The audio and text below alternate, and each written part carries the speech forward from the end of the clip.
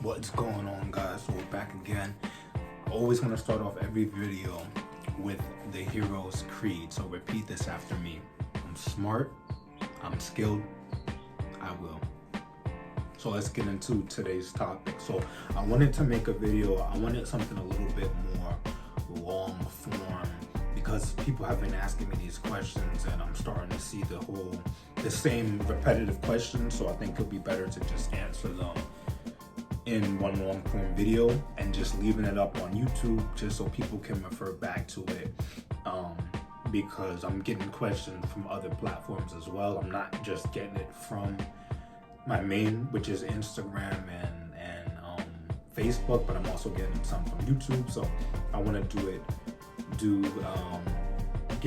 leave it in a place where there's where people can come back to it.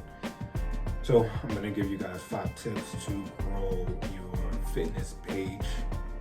And this is specifically for fitness people. Those are people that I mentor. Those are the people that I help grow their page, and I help them pretty much just get more clients and get more engagement.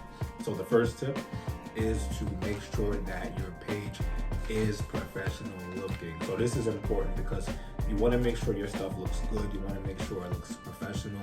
Now, if you're somebody who just posts for fun and you just pretty much want views, or you just pretty much want to do collabs or get sponsored, this is a little different. But for those who want clients specifically, you want it to look professional because you want people to invest with you. You want people to take on your services and have you as a trainer. So you want it to look really good. Now, this doesn't mean that you necessarily need to have professionally taken pictures and take all your pictures in a professional setting, meaning that it doesn't have to be in a studio.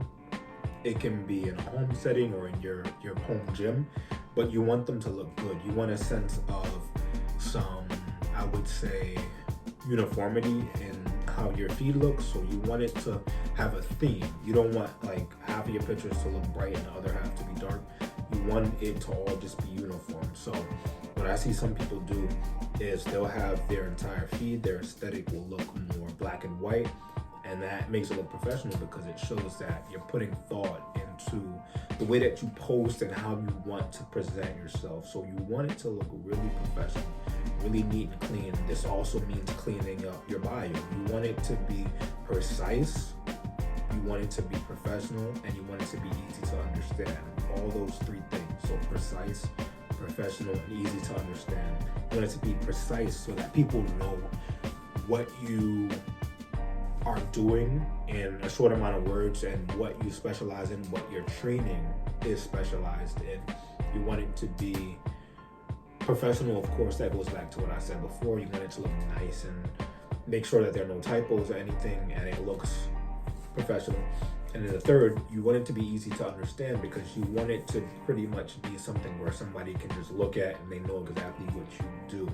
So you want it to be those 3 things: precise, professional, and easy to understand. Next thing, best quality images. This is important because you want your pictures to look crisp and clean.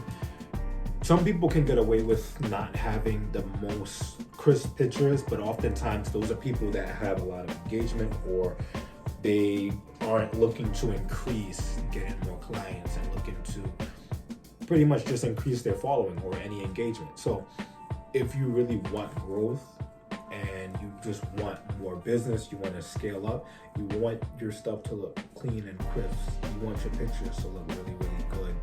And on top of that, think about any time that you've scrolled on Instagram or you've scrolled on any social media platform, you were more drawn to, or your eyes subconsciously looked at the pictures that were more crisp. Rarely you've looked at pictures that were fuzzy or lower quality. So you want to keep that in mind. You want to make sure that all of your stuff looks really, really clean, looks really, really organized, looks really, really overall just really great quality. So moving on, make sure that you have some pictures of the gym. Now, this is common sense. However, some people, they specialize in nutrition. So in that circumstance, that's a little bit different. But if you are a trainer, you want to have pictures of your gym. You can have pictures of your workout space at home if you have workout space at home. But you want to have pictures of what you do instead of just pictures of results and pictures of you selling and trying to get promos and trying to get people to sign up, because you want to show and not tell that you're a trainer. You want it to be displayed that you train versus people seeing that you sell something but not being as inclined to buy because you're not showing as much. You're pretty much just saying, here, just buy this. So you want to show and not tell. You want to have pictures of what you do. So moving on, we have a content calendar. I think this has helped me a lot when I used to train people, and when I wanted to get more people into my training program. When I was training, it helps take out a lot of the guesswork and the time it takes to think about creating content and then creating content. I think that you can batch create content at the beginning of the week, but this is a little bit better because if you're like me, you like to kind of create stuff on the fly. You know what you have to create, so you can just boom, pop out the camera and just start filming. And then the other benefit is what I said before. You will be able to batch create content. So moving forward, back to what I was saying about content calendars. So it frees up a lot of time.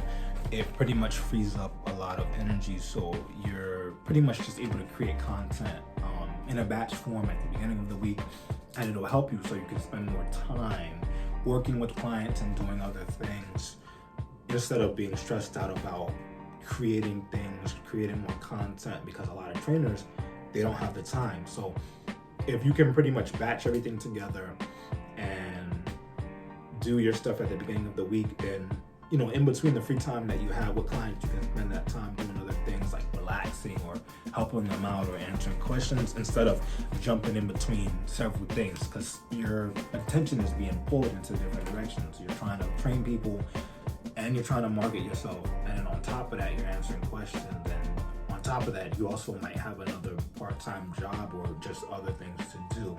So if you can pretty much just find out ways like this how to pretty much just make your content creation and make your marketing and social media presence more visible, but in an easier way, it'll help you out a lot.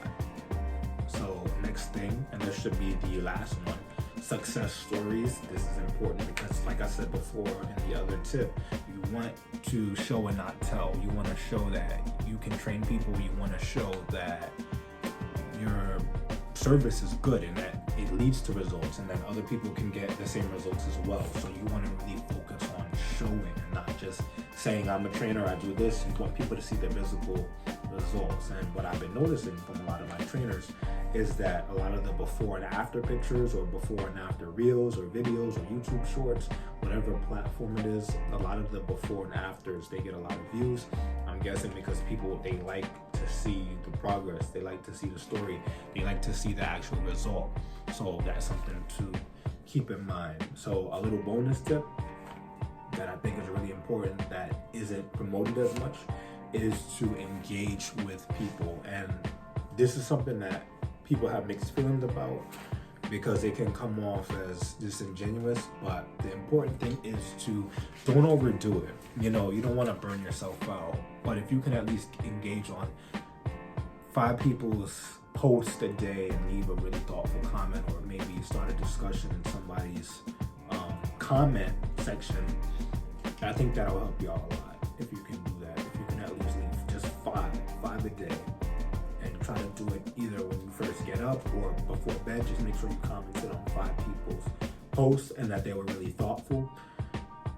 I am starting to notice that it helps. It helps open the door for discussions. It helps open the door for collabs. So you guys want to do that. So I am still opening up my free social media training and mentorship. So DM me the fire emoji. You can leave a comment here, but DM me the fire emoji in my Instagram. My Instagram is linked below. And I can give you a free social media training. On top of that, I still manage social media pages for trainers. So message me if you're interested in that. And I'll see you in the next video.